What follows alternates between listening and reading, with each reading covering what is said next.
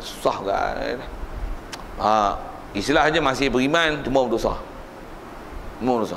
Takutnya nak sebut ni tanda bagi halal ni. Riba. Riba ni tak apalah kalau pertama kali tak apa. Dua kali baru tak boleh. Pertama kali tak apa. Siapa ajar kita? Ada ustaz ajar. Tu kita takut tu. Kalau Malaysia ni tuan-tuan memang ada tokoh-tokoh agamawan yang dia ada title agama lah.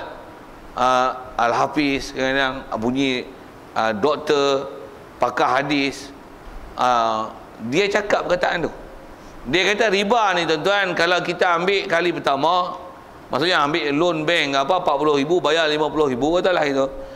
Kali pertama tak apa, kali kedua baru haram. Pasal kali pertama ni darurat. Darurat kan?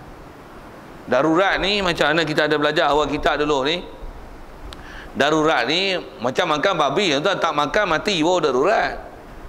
Mu tak ambil loan 40,000 nanti kena bayar 50,000. Mu tak ambil tu mu mampu, baru darurat.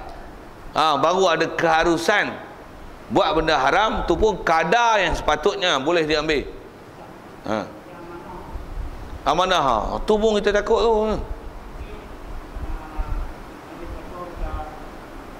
Majlis fatwa yang cakap tu. Memang majlis fatwa kan? Kalau majlis fatwa cakap tu memang salah. Kalau saya berdasarkan ilmu yang saya ada, berdasarkan saya tengok cara dia orang muamalat dan apa yang dia orang kena bayar, yang tu riba tu. Amanah ikhtiar tu riba tu kan. Dengar elok. Kita takut ni ya. Tambah satu kalau dah memang nyata riba, tuan-tuan bagi kata halal, ada orang kata halal, tu memang murtad amanah. Amanah saham tu kan. Amanah saham tu. Yang tu pun takut kan tu, sama lah. Jadi khususnya nak sebut tadi, kalau benda tu memang riba, itu kita bubuh halal, pasal ada sebab-sebab apa tu, tak sampai pun tahap darurat, tu memang jatuh Islam tu. Tu sungguh. Yang kita khawatir juga ni, apa dia? Tang fatwa ni. Takut kan? Satu hati-hati kan? Tang fatwa ni. Tambah akhir-akhir zaman ni. Apa dia? Nak kata pasal sebut apa? Majlis fatwa, baik majlis fatwa negeri, baik majlis fatwa kebangsaan. Saya ada sebut tadi dengan istilah, ada orang bertitlekan doktor-doktor, agamawan, ada profesor lah, bunyi doktor ni masuk dalam TV 9, TV 10, pergi lah 10 walaupun tak ada lagi hak 10 tu. TV 9, TV 7, TV 5, TV apa-apa, astro lah. Pakak dok kata boleh, sedangkan dalam hukum Islam kata tak boleh, tapi ada fatwa kata boleh. Sebenarnya memang tak boleh, tapi kita terkecoh pasal fatwa, sedangkan memang benda tu jelas haram. Kita ikut fatwa yang kata boleh tu, tetap kafir juga. Pasal bab murtad ni, bab jadi kafir ni tuan, khususnya benda yang istilahnya maklum fiddin bid-dururah, walaupun ada fatwa kata halal, tapi sebenarnya memang nyata benda tu haram dan dia ialah riba. Tuan-tuan kata, majlis kata boleh, kami ikut kata boleh, ialah murtad. Dengar elok ayat tu tuan.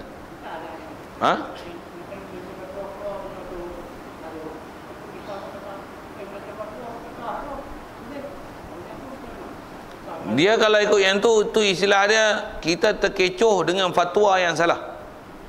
Tu istilah dia. Pasal akhir zaman ni kita kena hati-hati tentang fatwa salah. Satu fatwa salah tu kalau sebut atas nama majlis fatwa, tu. Begitu juga kalau zaman dulu, benda ni dah berlaku dulu lagi pun. Khususnya pada zaman pemerintahan Bani Abbasiyah. Bani Abbasiyah, akhir-akhir kerajaan Bani Abbasiyah sebelum dijatuhkan, diserang oleh kerajaan Mongol dulu. Kerajaan Islam diperintah oleh Mu'tazilah. Mu'tazilah ni salah satu pahaman yang keluar akidah dia daripada Ahli Sunnah wal Jamaah, yang antara kesalahan dia nak sebut, cuma yang tu dia sebut bukan bab fiqh kan, dia sebut bab akidah. Dia kata Quran ni kalam hadis. Pemerintah keluar hukum kan. Kalau pemerintah ni maksudnya kerajaan keluar fatwa ni. Kalau orang tanya Quran apa? Quran ni kalam kodeng kan, kalam hadis. Kau tuan-tuan tak tahu isu tu suku kan. Tapi nak kata kita diajar dah mengikut kaedah ahli sunnah wal jamaah, Quran adalah kalam qadim. Tak boleh kata Quran ni kalam hadis. Zaman tu pemerintah suruh kata Quran kalam hadis. Tak boleh kata kalam qadim. Siapa kata qadim kami tangkap, penjara, siksa, ada yang sebagainya dibunuh. Boleh tak ikut pemerintah? Sebut tu. Tu pemerintah bukan mufti. Bukan majlis fatwa. Yang tak boleh tetap tak boleh. Kamu silap akidah boleh jadi kufur, mu kufur. Tu yang ulama kita lawan. Cuma ulama dulu lawan pemerintah yang tak betul. Pemerintah yang kepala otak sengit, berfikir pasal gitu. Tapi ulama zaman kita lah ni pemerintah suku dah kepala otak tak betul. Hak ulama ni pun kepala otak tak betul juga. Ni kita takut. Jadi di atas kita nak sebut bicara ni atas soalan tu, kalau kata memang benda tu salah dan dia adalah hukum riba, majlis fatwa kata tak betul, dia kata boleh, dia kata halal, sedangkan benda tu adalah haram. Haram adalah tetap haram, majlis fatwa tak akan boleh menghalalkan dia. Dia kata halal, boleh jatuh Islam. Cuma kena tengok je ni. Tengok kalau nisbah saya nak bagi huraian tak mana haram dan ribanya ASN tu. ASN saya sebut ni ASN yang selalu orang tanya dalam TV je lah. Dalam TV, radio, surat khabar tu. ASN mana? ASN yang bank duk keluar satu package yang nama Amanah Saham Nasional kan, Bumi Putra kan. Dia bukan kita ambil duit pergi melabur tau. Dia bukan hak tu. ASN yang dia duk tanya tu bukan ASN tu. Bukan ASN tu. Dengar elok saya nak khabar ni. Nak royak ni. Khabar royak boleh lah. Khabar punya perak. Teman nak khabar. Bukan ASN tu. Kalau ASN yang kita ambil duit tunai kita melabur 10,000, 20,000, hak tu dapat keuntungan, hak tu dia kena tengok muamalat. Yang tu tak riba tu. Hak tu bukan riba tu. Kalau salah pun di Islam mudharabah yang mungkin mudharabah fasid pasal syarat tak cukup. Saya nak sebut ni ASN yang mana ni? ASN yang package macam ni. Mu tak ada duit, mu nak melabur, mu tu buat macam mana? Mu kena buat loan dengan bank. Katalah 50,000. Mu loan dengan bank, dia luluh, dia bukan bagi duit kat mu. Buat apa? Mu wajib melabur balik kat bank. Dengan tempoh tertentu. Katalah 10 tahun. 50,000 mu loan kat dia, mu melabur balik kat bank 50,000. 50,000 melabur kat bank 50,000. Okey. Tamu hutang tak ada masalah. Tamu melabur tak ada masalah. Tak mana masalah. Mu bayar apa? Memang jumlah bayaran nanti boh bila dengan angka katalah 60,000. 60,000 tu riba. 60,000 tu riba. Cuma dengar saya nak sebut gini.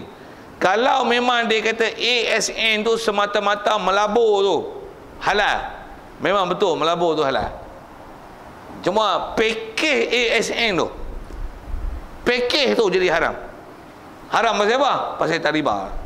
Mu hutang 50,000, mu bayar 60,000. Jadi yang haram hak mana? Hak riba tu. Hak riba tu yang haram tu.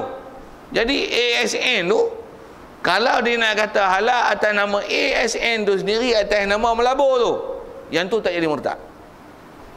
Tapi kalau dia kata jadi halal tu, yang loan tu bayar 50, bayar 60, loan 50, bayar 60, dan mungkin melabur, package tu semua halal. Kapih. Dengar elok ya tu. Yang tuan kena mengaji. Tak tu. Hak dia kata tu hak mana? Hak jatuh agama tu hak mana? Hak haram tu hak mana? Hal tu yang kita kena faham. Pasal kita silap lagi hukum kat orang, salah kat kita balik. Yang tu yang saya nak bagi huraian tu, takut tuan-tuan kok silap faham hak saudara mana-mana. Satu saya sebut ni, kalau tuan-tuan ada wang tunai, ada 50,000 bawah bantai, dalam bantai, tu bawa pergi kat bank, mu kira aku nak melabur hak ni, kamu. Tu melabur pergi lah. Tak ada masalah tu, pasal bukan ada riba. Bukan ada kita loan dengan bank, tak ada duit kita melabur lah mau. Cuma dia melabur kat mana? Tu suku. Yang tu suku. Tapi yang tu melabur tu memang harus kok mau. Tapi kalau mau pakai loan hutang, betul?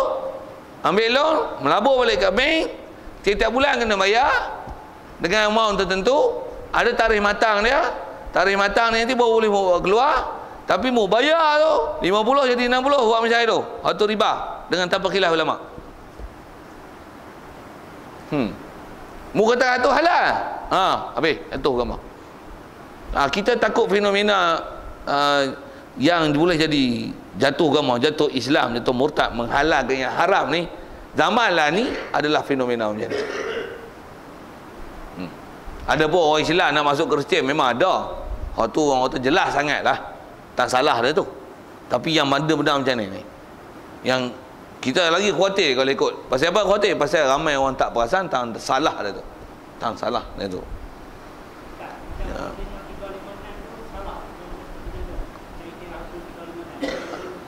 Mengiktiraf.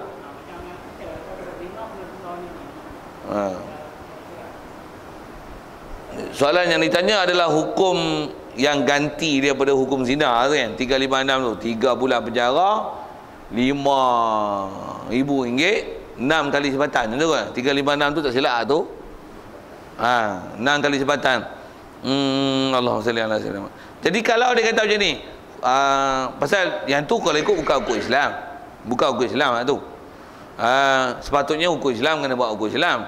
Dia kalau dia kata salah, macam mana pun atas kita duduk belajar CP ni, kalau mu mengiktiraf ada sesuatu yang lebih baik daripada hukum orang salah, itu kafir lah. Kalau dia kata kita Malaysia hukum tu nak ubah bukan senang, dia masih mengiktiraf hukum Islam. Apa? Tapi kalau dia kata hak ni lagi molek, hak ni lagi bagus, hukum hudud, mu nak jadi kita mundur balik, ayat tu bahaya tu. Adakah dengan buat Islam mundur? Adakah dengan hukum rejam, hukum sebat jadi mundur? Salah ayat tu. Kepala otak mu macam mana? Siapa ajar akidah mu? Buat hukum Islam jadi mundur? Ni kepala otak ni bukan cara Islam ni.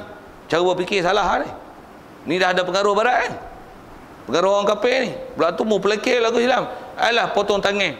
Alah sebat. Nanti ada ayat-ayat pelekir lah. Nanti batu semua pakai rejam orang zina. Tak ada jalan raya kita, tak boleh nak repair. Sebab batu tak ada. Cakap gitu, salah tu.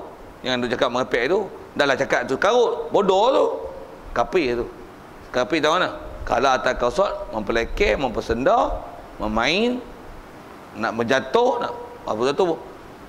Mengiktiraf ada hukum lain daripada Islam yang lebih bagus daripada hukum Islam tanpa khilaf di kalangan ulama, itu kufur. Hak tu kita jaga. Bak Islam ni.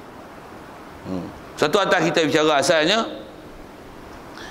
yang kata rukun dalam bab Islam ni, dia bukan makna rukun. Melainkan kalau ada pun rukun dengan makna rukun hanya bab kalimah syahadah, tu pun nisbah orang kafir nak masuk Islam. Itu saja. Dengar dia elok patah. Jadi rukun Islam yang 5 tu walaupun dia rukun Islam, kalau nisbah orang yang dak Islam dengan sebab mak bapak dia Islam, rukun Islam bukan makna rukun. Kalau nisbah orang kafir, dia akan bermakna rukun. Tu pun hanya rukun yang pertama, kalimah syahadah. Nisbah dia nak masuk Islam, nisbah kafir nak masuk Islam, barulah mengucap kalimah syahadah tu rukun Islam. Dengan mana? Selagi mu tak mengucap, mu tak jadi Islam. Tu betul. Jadi rukun Islam ni hanya dengan makna rukun pada rukun pertama. Tu pun nisbah orang kafir nak masuk Islam. Itu saja yang rukun dengan makna rukun dalam bab rukun Islam. Selain daripada itu, maksudnya selain daripada orang kafir yang nak masuk Islam tu, maka rukun Islam bukan makna rukun, tapi dia dengan makna benda besar, benda asas, benda tonggak yang paling besar dalam agama kita, yang kita mesti jaga dan pelihara dia. Okey, kalau ikut definisi itu selesai lah. Baik, di atas soalan tu dijawab mudahlah. Rukun Islam tu 5 perkara. Ni soalan budak-budak pasti kan. Budak-budak nanti jawab. Cuma huraian tu, tu kena kita kena ambil huraian tu. Pasal budak-budak pun kalau syarah kat dia, yang ni Islam hukum bukan nak rukun, yang ni makna apa, budak-budak tak faham. Satu, kita dulu belajar hafal rukun Islam 5 perkara, rukun iman 6 perkara, tapi apa maksud dah huraian kalau kita tak mengaji betul-betul memang tak faham. Ni yang nak ambil faham ni kalau tak pernah faham. Baik. Jadi pertamanya kita lalukan sikit rukun Islam ni.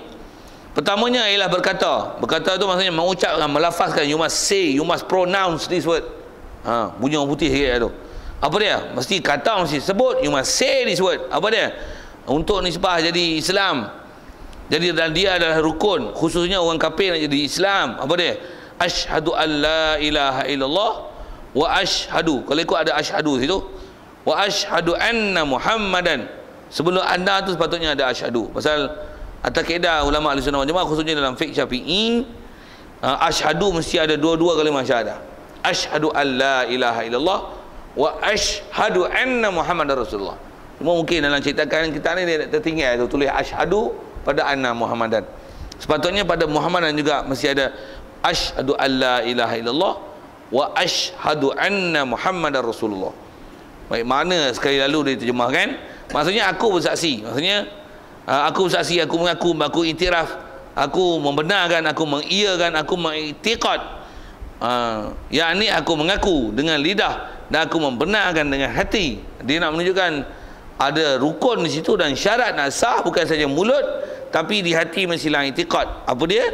Bahawasanya tiada ada Tuhan yang disembah dengan sebenarnya, yang sebenar-benar boleh disembah melainkan hanya Allah, dan bahawasanya Nabi Muhammad itu adalah pesuruh Allah. Okey, siap. Itu dia nak terima kalimah syahadah je, nak urai apa-apa tu agak panjang. Saya tak cadang situ pasal nak fokus pada maknakan Islam tadi dengan makna rukun tu apa dia. Baik, kata dia, maka ini rukun ni kalimah syahadah ni, mengucap kalimah syahadah ni, rukun ni adalah tertentu atas orang yang kafir yang hendak masuk Islam jua. Mak dia sebut. Jadi waktu aja rukun Islam dengan makna rukun lain daripada status ni. Macam kita ni, macam maka mengucap kalimah syahadah dia bukan rukun. Kalau ada rukun pun dia rukun sembahyang. Itu dah. Maksudnya sembahyang tak mengucap kalimah syahadah tak sah. Tak mana kalimah syahadah ada dalam tahiyat akhir. Kan antara rukun sembahyang ialah membaca tahiyat akhir. Tahiyat akhir ada kalimah syahadah. Ada. Jadi mu tak baca kalimah syahadah, mu tak sah sembahyang mu. Macam mana pun, adakah tak sah Islam mu bila mu tak sembahyang? Tu tak sembahyang. Mu tak reti sembahyang. Mu tak boleh mengucap kalimah syahadah langsung pasal tak reti apa langsung. Hatta macam tu sekalipun masih ikut Islam. Pasal rukun Islam dalam bab mengucap kalimah syahadah, nisbah orang yang dah Islam sebab mak bapak dia Islam, ia mengucap kalimah syahadah bukan makna rukun. Cuma dia dengan makna besar. Dan sikit lagi kalau syarah tu, dia dengan makna besar, benda yang sangat jadi asas dan tonggak dalam agama kita. Dan jangan tak tahu, kalau tak tahu kalimah syahadah ni, dia jahil sangat besar. Dan dia khotiri boleh mati kufur. Khawatir besar. Satu wajib atas kita, macam mana kita dah belajar lepas, kita orang Islam mesti cari ilmu, belajar elok-elok, belajar faham elok-elok ajaran Nabi kita Muhammad SAW. Pasal kita ni lahir-lahir pada perut ibu kita, walaupun kita dapat Islam, tapi jangan tak tahu kita punya pengetahuan tentang Islam zero, kosong. Dia bukan blur, blank tu, kosong, tak ada apa kan. Selagi kita tak belajar, memang tak ada pengetahuan Islam.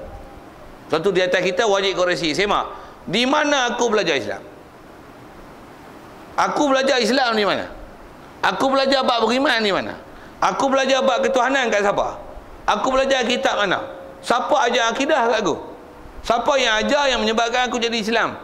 Dan jangan tak tahu, aku Islam ni selama ni sampai mak pak aku Islam. Satu aku Islam. Satu bila kita Islam tu yang selalunya kita orang Islam ni dia, saya nak guna bahasa ni lah ni. Apa dia? Kita blur. Orang duk mengajar dalam masjid pun padahal dia bukan ketipa. Tak habis Ustaz. Masuk waktu lama ni. Ni tak masuk lagi. Ini tak habis lagi. Nak ngajar apa langsung. Dia bodoh. Padahal memang bodoh bang. Tapi dia boleh buat blur. Alah, nak syarah apa sangat. Kita buat Islam dah. Masuk syurga. Macam syurga tu pak dia punya. Sikit kalau nak murih kat tu, nak marah kat tu. Tapi nak kata jangan tak tahu kita ni lahir kosong semua kan. Islam memang dapat, tapi pengetahuan tak. Macam mana nak dapat? Mu pergi belajar. Mu belajar kat mana? Sekolah kebangsaan. Kita dah cerita dulu babak sekolah kebangsaan. Mu belajar apa? Berapa ramai orang sekolah kebangsaan sampai SPM, bahkan keluar universiti baca Quran tak boleh. Maksudnya mu pandai Quran bukan sampai pergi sekolah kebangsaan. Mesti pergi belajar kat tempat yang sepatutnya mu pergi belajar. Itu baru baca lah. Quran baru baca. Berakidah mu kena faham di mana kita belajar faham bab ketuhanan. Di mana kita belajar faham bab Islam. Majlis macam ni nak pergi nak dengar. Dalam TV tak jadi. Astro tak jadi. Macam-macam ustaz, macam-macam kepala, macam-macam fahaman. Lain ustaz, lain faham, lain channel, lain ustaz, lain fahaman. Lain fahaman. Baik. Itu kalimah syahadah. Baik. Masuk rukun kedua, kita baca aja pasal nak senaraikan saja. Jadi yang keduanya sembahyang fardu 5 waktu, yang tiap-tiap hari sembahyang 5 waktu. Siap. Jadi dia ialah rukun Islam, sedia maklum. Jadi sekali lagi sebut. Apa dia? Rukun Islam dengan makna apa? Maksudnya dia benda besar. Sembahyang tu wajib. Mu tak sembahyang berdosa. Bukan mu tak sembahyang kafir. Tidak. Tidak. Macam mana pun taklah nak buka pintu. Oh kalau itu pakat tak sembahyang belakang lah. Pasal apa? Masih Islam lagi. Oh siapa ajar gitu. Kita bicara ni nak bicara atas status. Sikit lagi kalau sambung ke bab sembahyang. Sikit bab sembahyang tu masih cerita bab tu. Satu kalau ada orang bertikai, dia kata apa? Tak bisa tengok ke dalam hadis Nabi. Zaman ni kadang orang berhujah dengan hadis. Kita tengok hadis sikit. Ada hadis Nabi kata man taraka salata muta'ammidan faqad kafara jiharan. Siapa-siapa, whoever that tinggal solat, whoever who leave dia solat, his solat dengan sengaja. Siapa-siapa tinggal sembahyang dengan sengaja muta'ammidan faqad kafara jiharan. Sesungguhnya dia telah jadi kafir terang-terang. Tu macam mana hadis tu? Dengan kaedah yang telah kita tengok lepas, dengan apa ulama dah syarahkan hadis. Hadis tu kena tanggung. Masuk kafir terang-terang tu kafir apa? Pasal sebut dengan faqad kafara jiharan. Kafara tu adalah kafara tu kafir tu, adakah kafir maksudnya jadi batal Islam, jadi kafir terus? Ataupun kafara tu kafir tu bukan kafir jadi kafir, tapi kafara tu kufur nikmat dengan makna berdosa. Yang tu yang ulama bagi syarah. Jadi atas kaedah kita dah sebut tadi, kalau dia tinggal sembahyang dalam keadaan dia masih iktiraf sembahyang tu wajib, dia buat tu dia tak malas dah, ataupun macam-macam alasan sibuk dan sebagainya, kafir tu kafir nikmat dengan mana berdosa. Macam mana pun boleh tak tanggung kepada kafir tu kafir terang? Boleh. Tanggung dengan macam-macam dah juga sebut tadi. Apa dia? Dia jadi kafir terang-terang, dan kafir tu kafir murtad bila dia engkarkan wajib sembahyang. Masa tu jadi kafir. Ulama huraikan hadis tu macam tu. 2. 3. Memberi zakat pada harta yang bangsa wajib zakat. Yang ni pun bab zakat kena ngaji bab zakat lah. Yang terdekat dengan kita bab terah. Tu pun kena ngaji pekah lah. Bab terah ni. Orang balik kena bayar sendiri. Kalau kata mak bapak nak bayar untuk dia kena izin, mesti dapat izin daripada anak. Pasal asalnya taklif ke anak dah. Anak yang kena bayar sendiri. Kalau bapak nak bayar bagi pihak anak, mesti dapat izin daripada anak. Tu sikit hukum zakat saya nak sebut. Pasal bab tu kita tak ngaji pun tak faham tu. Pasal kaedah kita, siapa-siapa yang nak taklif bayar zakat sendiri, bayar terah sendiri, dia nak bayarkan untuk orang lain, mesti dapat izin daripada orang yang kena taklif tu. Boleh bang saya sebut bang? Katalah tuan-tuan kalau disebab terah, tuan-tuan kena bayar. Boleh tak saya bermurah hati terus pergi Tok Amir kan, Tok Imam kan, Tok Imam ambil 10,000 ni zakat untuk orang malas, lagi memang tak payah bayar, saya niat untuk dia. Tuan-tuan tolong jawab, apakah sah tak? Bukan saya dah tolong bayar tak sah tak? Saya boleh bayar untuk tuan-tuan dengan syarat saya minta izin dengan tuan-tuan. Saya tolong bayar terah boleh tak? Tak saya, aku ada duit aku nak bayar aku pun nak ibadat pahala tak? Dia tak bagi. Tak bagi tak boleh. Dia mesti izin nak berlafaz. Boleh. Tak apa, saya tanya, setuju? Setuju kan tuan-tuan saya bayarkan terah untuk tuan-tuan? Setuju. Siapa tak setuju angkat tangan? Seorang pun tak angkat. Boleh saya bayar? Boleh saya bayar? Saya pandai-pandai nak kata, kabar alai jangan risau. Tuan-tuan hari ni nak beri kabar gembira. Tuan-tuan, anak-anak tuan-tuan semua, tak payah. Pasal buku resit tu 10 tu saya tolong bayar untuk terah, untuk kabar alai. Tak cukup penduduk alai tak sampai terah tu pun, tapi 10 resit saya dah bayar lah. Jadi berbahagialah dengan tuan-tuan yang tanggungan tu. Saya dah ringankan tuan-tuan sikit bayar terah. Tak ada mau buat pun bodoh mu, tak ngaji PK. Nak sebut apa kan? Tak sebut tak hukum tu sikit. Nak sebut apa tu? Nak kata kita nak bayar zakat atas orang lain yang asalnya taklif ke orang lain, disebabkan dia dah ditaklif, kita nak bayar untuk orang lain tak boleh melainkan dengan izin. Khusus nak sebut tu mana? Tak anak kita. Anak kita dia tak balik, memang kita kena bayar. Pasal kita tanggung nafkah dah. Tapi bila dia balik, asal hukum fiqh, baik lelaki baik perempuan, wajib atas dia bayar. Jadi wajib atas dia bayar, betul kita nak bayar untuk dia. Kata kalau umur 15 dah ni, haid pun mari dah. Bufi lah contoh itu kan. Ni abah nak bayar zakat untuk umur mula, terah untuk umur dah. Dia pun tak faham. Hendak duk tanya aku, selalu duk bagi makan minum, tak biasa tanya apa. Tu kata kena mengaji. Baru nak tahu. Kena minta izin kat dia. Kalau tak, ambil ni boh gitu RM7, mu bayar sendiri. Tu kalau ikut asal. Kalau tak ada suruh dia pun memang dia kena bayar. Pasal dia kena tahu tanggungjawab. Terah tu dia kena bayar. Pasal dia yang kena bayar sekarang. Macam mana buat atas kita nak sebut tadi? Kalau katalah kita nak bayar untuk dia, memang selalu pak pakat bayar belakang lah kan. Anak ni selagi tak kerja, istilahnya selagi tak berdikari tu, selalunya kita bayar untuk dia lah. Cuma minta izin tu kita tak buat. Sikit lah, saya nak sebut fiqah tu. Ya.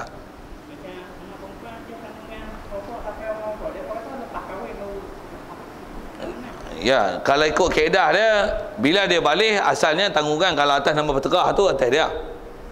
Dan kalau dia pandai ada usaha dia boleh buat, terlepaslah daripada bapa untuk bagi nafkah kalau dia boleh usaha. Kalau tak boleh usaha, jangan kata perempuan, jantan pun masih dalam tanggungjawab bapa selagi anak tu istilahnya pakai, nafkah adalah wajib atau usul atas bapa. Kaedah dia tu sampai bila? Hatta anak lelaki ni nak menikah dah. Duk minta sedekah tu, pak kena sarah dah lagi. Sarah anak dia, sarah menantu dia. Pasal sarah anak dia bagi makan menantu. Menantu pak dia. Macam mana? Terpaksa lah sarah dua-dua. Tu cucu orang, 5 orang, derek. Setahun 2 orang, awal tahun, hujung tahun. Bofi, contoh gitu sangat. Siapa kena sarah? Pak dia kena sarah. Pak dia mana? Pak yang anak dia tu anak jantan. Selagi miskin, bapak dia kena sarah. Jadi kalau cuma orang perempuan, dia ada istilah tukar geran tu. Nikah suami. Nikah suami. Selagi tak menikah, tu yang kata kalau dia ada kemampuan cari nafkah sendiri, lepas nama bapak. Kalau tak ada, kena atas nama bapak. Kalau ikut memang kaedah asal dia, bab nafkah ni selagi anak, kalau kata dia anak dan dia tak mampu untuk cari nafkah, wajib atas mak bapak. Sat. Itu masalah tanggungjawab. Tapi nisbah bab peterah, wajib minta izin.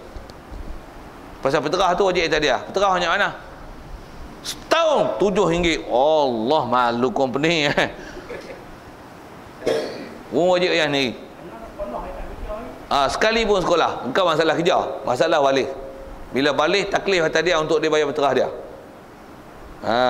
Taklif dengan ayat tu nak kena faham dalam ilmu tu. Wajib bila dia balik je, wajib atas dia untuk bayar peterah dia. Jadi kalau bapak dia memang wajib nafkah makan minum bagi. Makan minum memang tak perlu minta izin. Biasa yang tu miskin yang bapak kena bagi. Tapi peterah mungkin kena bayar. Satu bila kata bapak nak bayar untuk anak yang baligh, izin mesti. Itu yang saya sebut lagi contoh Kak Long ni. Kak Long ke Balong ke Bangah muat 3 orang ni, peterah mu abah bayar tu. Okey, jalan. Boleh bayar. Kalau saya ingatlah kalau arwah Patih Tok Guru lah, dia anak dia ajar semua hak balik. Kalau balik mungkin dia tanya apa, kita tak semak tu. Tapi anak-anak dia hak peterah semua dia bagi, duit suruh bayar sendiri. Saya ingat kita duk mengaji, kita tahu anak-anak dia duk balik depan mata kita, hak besar-besar kecil-kecil tu. Bila dia mau besar tu, selalu pun kalau kami di pondok, saya ambil masa sikit tu nak apa habis tu. Memang selalunya Tok Guru dia bayar peterah pagi raya. Itu Ustaz ni. Memang dah dulu lagi amalan dia tu, pagi raya dia bayar peterah. Dia panggil tu, hak dia bayar suku, hak dia mana tanggungjawab dia. Hak mana anak dia balik lagi dia panggil, Boi. Boi ni Bukhari anak dia ada nama Bukhari tu. Boi, tu ni Amir duk tunggu ni. Mu bayar peterah lagi. Dia panggil, duit dia bagi lah, duit dia yang bagi. Sepak dah. Macam nafkah, tapi peterah dia suruh anak dia bayar. Peterah dia suruh anak dia bayar. Kami dapat pelajaran masa baca kitab lagi. Tengok tu amalan dia memang dia buat gitu. Dia ajar macam tu. Jadi kalau anak-anak perempuan dia memang kalau dengar ilmu dia beritahu lah. Anak perempuan dia tak panggil lah, oi Kana, mari bayar zakat, bayar peterah. Dah, selalu dia minta izin. Cuma bila balik dia minta izin. Mana mari haid? Tanya, okey. Peterahmu abah bayar tau. Izin tu. Baru sah kita bayar untuk dia. Pasal asal taklif kat dia. Asal nak sebut kaedah tu pasal apa? Pasal kaedah dia, orang yang dah ditaklif dengan bayar peterah atas diri dia sendiri, kalau orang lain nak bayar tak akan boleh sah melainkan dengan izin. Itu asal fakta ilmu dia. Isteri tak perlu pasal memang wajib. Pasal memang wajib atas suami dengan nafkah, dengan nikah suami. Tak, itu tak payah minta izin. Betul ayat tu. Memang selama ni pun tak pernah minta izin pun kat bini. Betul ha. Tapi macam Anak. kan, anak dia keluar betul lah untuk ibu bapa dia, adik Ya, ya. Dua dah. Dua tiga boleh tarik kembali ke abah dia. Abah Dah tolong bayar. dah bayar. Tak sah. Tak sah kan? Ya betul ayat tu. Tak sah tu pasal apa? Pasal dia anak. Sebab bila tu Amir pergi rumah tu, Ah, sebab anak dah bayar.